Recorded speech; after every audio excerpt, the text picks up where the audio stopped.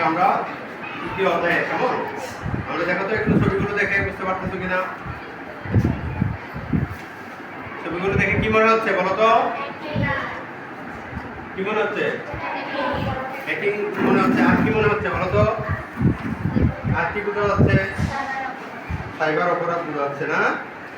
আচ্ছা, ছবিগুলো দেখে তোমরা তো বুঝতে পারতেছো। তাহলে এই যে এগুলো সাইবার অপরাধ বা হ্যাকিং বা বিভিন্ন সাইবার কার্যক্রমের যে সাইবার ঝুঁকি, এগুলো কিছু চিত্র তোমরা বুঝতে পারতেছো। আমরা আরো ছবি দেখি। দেখছো ছবিটা? দেখছো? আচ্ছা, বুঝতে পারছি। তারপর দেখো তো,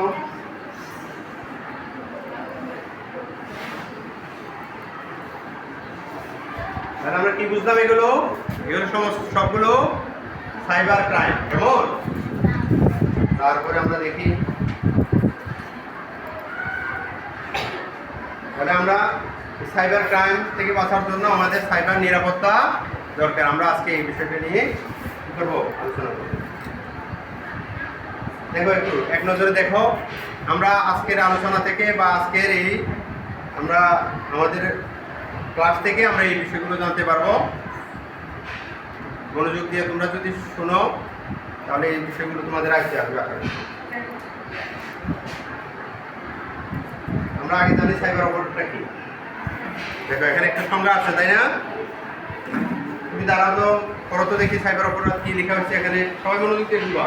সাইবার অপরাধ হলো এমন সব বেআইনি কাজ যা কম্পিউটার, মোবাইল বা ইন্টারনেট ও অন্যান্য ডিজিটাল ডিভাইস ব্যবহার করে করা হয়, যেখানে অপরাধীরা সিস্টেমের দুর্বলতাকে কাজে লাগিয়ে তথা চুরি, আর্থিক প্রতারণা, পরিষেবা ব্যাহত করা ও সম্মানহানির মতো কাজ করে। এটি ডিজিটাল মাধ্যম ব্যবহার করে সংঘটিত যে কোনো অপরাধমূলক কার্যকলাপকে বোঝায় যা ব্যক্তি, সংস্থা ও সরকারের ক্ষতি করে।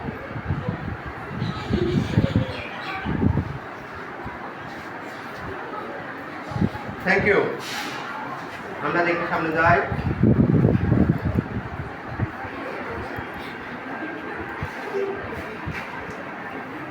কি দেখতে পাচ্ছি এখানে লেখা আছে? আমরা দেখো হ্যাকিং কিভাবে করে। দেখতে পাচ্ছ? দেখতে পাচ্ছ? আচ্ছা, একটা চিত্র দেখাচ্ছে এখানে। আমরা হ্যাকিংটা কি একটু সেটা জানবো। দেখি, তুমি বলো তো দেখি এটা কি বলা হয়েছে এখানে।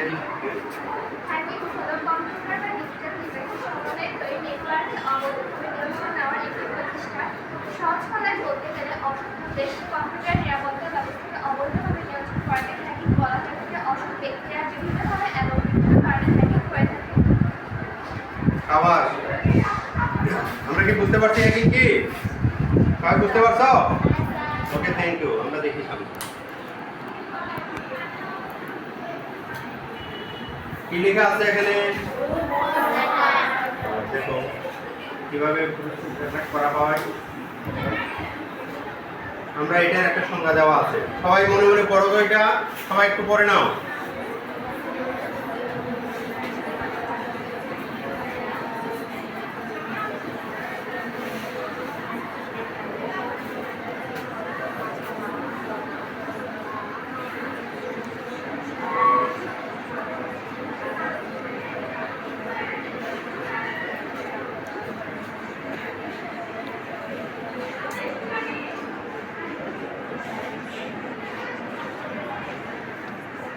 বুঝে আসছে সবার?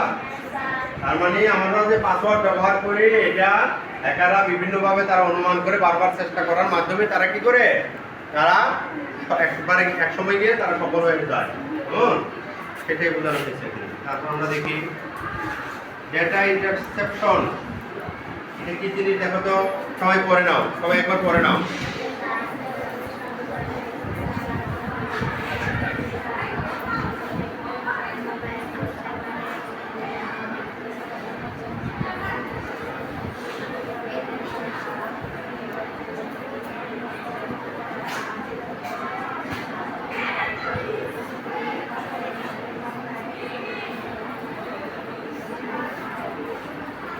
করা হয়েছে?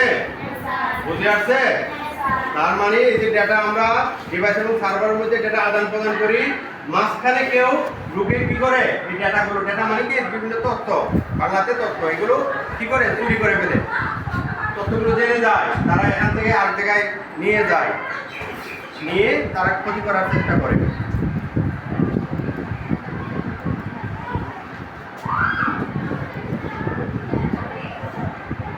কম্পিউটার ম্যালওয়্যার, আমরা এটা সম্পর্কে আগেই পড়েছি তাই না? তারা কি করে কম্পিউটার ম্যালওয়্যার, কম্পিউটারে ক্ষতিকারক একটা ভাইরাস, কেমন একটা সফটওয়্যার, ক্ষতিকারক সফটওয়্যার। বিভিন্ন ধরনের ম্যালওয়্যার আছে, বিভিন্ন ম্যালওয়্যারের প্রকারভেদ আছে, আমরা এগুলো আগে দেখেছি তাই না?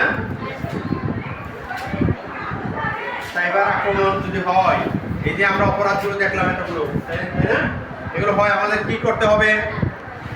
দেখো তো কি কি কাজ করতে হবে বলছে এখানে, তোমরা কি দেখতে পাচ্ছ? আমাদের করণীয়টা দেখতে পাচ্ছ? বিআরটিসি বরাবর আমাদের অভিযোগ জানাতে হবে। তার মানে বিটিআরসি, বিটিআরসি মানে কি? বাংলাদেশ কি টেলিকমিউনিকেশন, তারপরে আর কি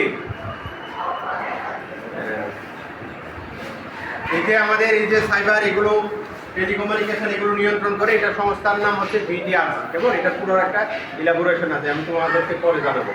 তারপরে ঘরে বসে অনলাইনে জিডি করা যায়, তোমরা পাঠ্যপুস্তক থানায় জিডি করতে পারো, অনলাইনে করতে পারো, পাঠ্যপুস্তক থানায় করতে পারো।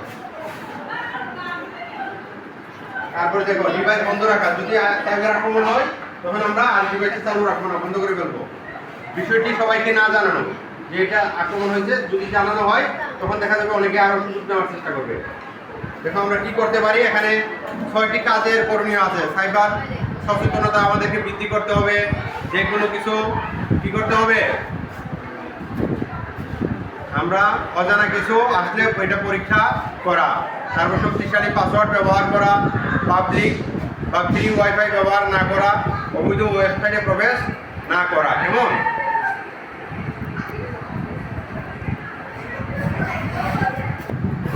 তারপরে যে কোনো কিছু ডাউনলোড না করা, এই কাজগুলো আমাদেরকে করতে হবে। ইন্টারনেট তথ্যের নিরাপত্তার প্রয়োজনীয়তা আমরা কি কি করবো?